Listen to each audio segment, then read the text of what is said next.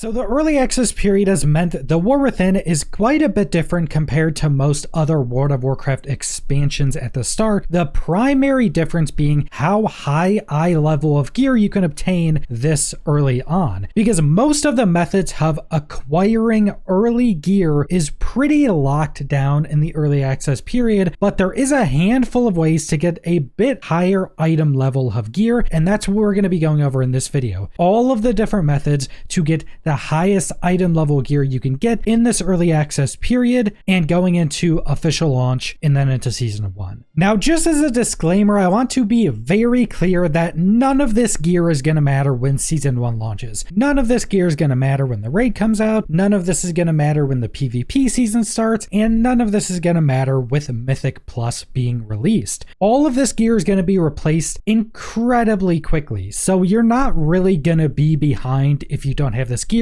The only thing getting this gear is going to do is make it a little bit easier in doing your first handful of like dungeons or raid boss attempts. But if you're someone like me or a lot of other players, just obtaining this gear, even though it's going to be replaced, is still really fun. Like if you look back to the start of Dragonflight, everybody was farming millions of piles of dirt and killing every single rare humanly possible just to get a 1 eye level increase. And pretty much anybody I've talked to about the launch of Dragonflight and doing all of those things absolutely loved doing it. So this type of gearing is definitely fun for a lot of players. So just keep that in mind. If this is something you want to do and you like doing this, do it. But if you're just doing this because you feel like you're going to be at a disadvantage, you're really not going to be. Now, the primary gear you're going to be able to obtain in early access is going to be Adventurer Track gear. And this is going to be gear that starts at 571 item level. You can upgrade it, but I would probably recommend not upgrading this gear right now and waiting to use all of those upgrade materials. One of the biggest ones is I would recommend saving up your Valor Stones. If you get to the point where your Valor Stones are capped, then you can start spending some, but I would not be using a ton of those. And Valor Stones are the equivalent of Flight Stones for the upgrade system from Dragonflight. Now, to give a baseline and to understand how strong this gear actually is, we can take a look at the item levels coming from the different difficulties of dungeons. And currently we only have access to normal dungeons. We can't even do heroics. So normal dungeons at level 80 drop 554 item level gear that is not on the upgrade track. So you can't upgrade any of this gear. Once you get into heroics,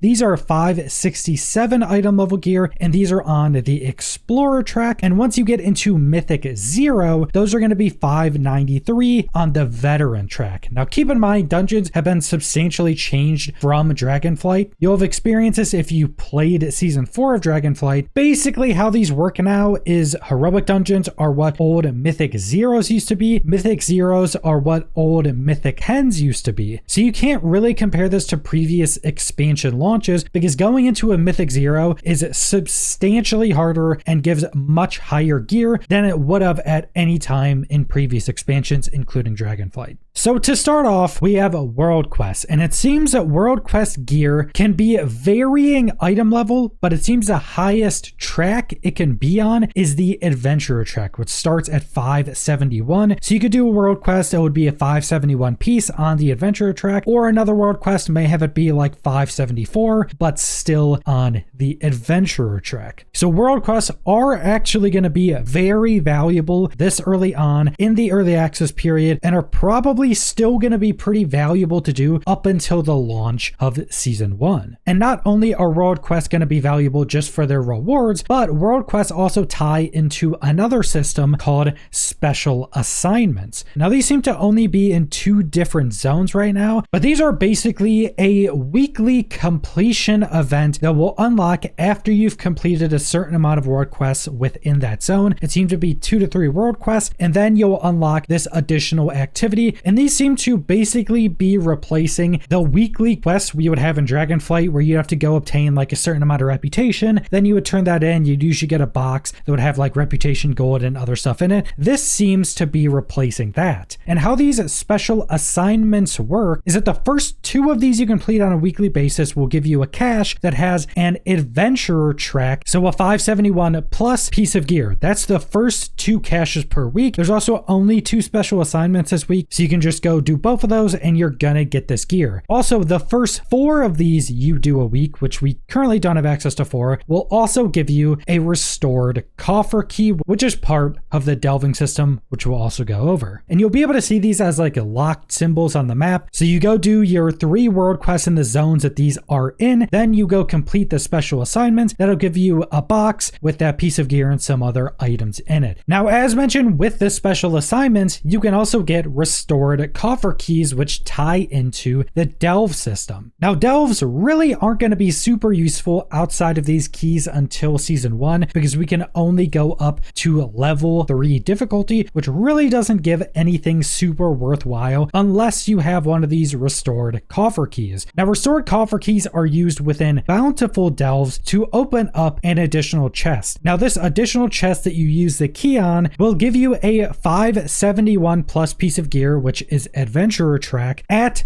difficulty 3. So that's all you can get right now, and that will use up your key. And bountiful delves are basically just one of the delves that's chosen and rotates, I think, on a daily basis. There's one up in every zone at all times. You go do that bountiful delve and it'll just have an additional chest that you use the key on in it. That's basically the only difference with bountiful delves right now. So you can use the restored coffer keys on that. You will also get fragments for these keys from doing some world quests and some other activities, which you get 100 and you turn it into another one of these restored keys. Now, one thing I've seen is that a lot of people are saving these keys because once season 1 starts and you can do a higher difficulty of delves, you can use these keys in any delve difficulty. So once season 1 starts, you could have a bunch of these keys saved up and go do the highest difficulties of delves and get some pretty decent gear very early on at the start of season 1. I've used a few keys on my main already, so I'm not going to be saving as many. I don't think it's really going to be that big of a deal either way, but if you want to be a bit more efficient, save up these keys, don't use them right now, and use them once season 1 launches, and you just do the highest difficulty of delve you can and use all your keys there. And the final piece when talking about adventurer gear are killing rares. Now, there's just ridiculous amounts of rares in the War Within. They're absolutely everywhere. Then there are some more elite areas that are only level 80s that have much stronger rares. These seem to be the equivalent of a lot of the rares we were actually farming in Dragonflight. If you remember farming all of those elite rares and all those kind of mini bosses that you'd be farming to get better and better gear at the launch of Dragonflight, some of these rares seem to be the equivalent of those. But when you're level 80 and you're killing, it seems to be most rares, you have a chance to get adventurer gear, which again is 571 plus, and it's on the adventurer track, and these can just randomly have additional upgrades on them. So I think I've gotten like a 574 piece, and what's really interesting is some of this gear can also be warbound. I don't know if all of the gear that rares can drop can be warbound, but I've gotten say like a 571 trinket that is warbound. I've gotten a 574 chest piece that's warbound. So you could be farming all of these different rares on your main and get all of this gear you're not going to use, or that's other pieces of gear for other characters. Just put them in your warbound bank and you'll have a bunch of decent starting gear for a bunch of your alts as well. So running around and killing every rare you see is actually going to be a really good strategy for not only gearing up your main, but also gearing up a lot of your alts. Also, killing most rares in most of the zones does also seem to give you renown as well, whether it be with the main Renown faction of that zone or whether it be the like 3 lieutenants in Ashgahet. Now, there is actually one additional way to get a handful of higher item level pieces that are on the veteran track, and this is going to be through your renown. So this is not going to be something you're able to get like a full set of gear on. You'll just be able to get a handful of pieces, but you should be able to go get these pieces on your alts as well if you have enough currency to buy them, because renown Renown is now warbound wide. So you get this gear as follows. For the Council of Dornegal, when you get rank 7, you can get 584 shoulders, which again are on the veteran track. For the Assembly of the Deeps, once you get rank 8, you can get a 584 helm on the veteran track. And then for the Hollowfall Arathi, once you get rank 7, you can get a 584 item level chest piece. And those Renown ranks you should be able to get in early access just doing a bunch of questing. Now there is also a reward from the Renown in Kahet, but that is a higher item level reward. I think it's like rank 12 or maybe even higher, and I think that gives a 584 weapon, but I'm not actually sure if you're able to get that high of Renown for Kahet in early access. You may not be able to get that final one. Now I've left a few things out of this, specifically being things like PvP. This is mainly focused on PvE gear, and then also crafted gear. And crafted gear is just so much more complex of a system, and I don't think it's really worth to be using a bunch of these ultra valuable resources, as most resources are at the beginning of an expansion, to use on some of this relatively low item level gear when you could just save up all those resources and craft a much higher item level piece of gear once season 1 starts. So I generally wouldn't recommend crafting like high item level gear right now. But this seems to be all of the different methods to get the highest item level gear you can get in early access. And this is also going to be all the primary things you can do up until season 1. There will be a few additional pieces you can get once the game is fully launched with the next reset, but that's still going to be around the item level of gear we're currently getting. And like I mentioned at the start of this video, if you want to do this, if you enjoy gearing like this, go do it. If you don't want to do this, you're not going to be left behind or at a big disadvantage if you don't go farm up this gear. So just keep all of that in mind. But that's all I want to go over. So thanks for watching.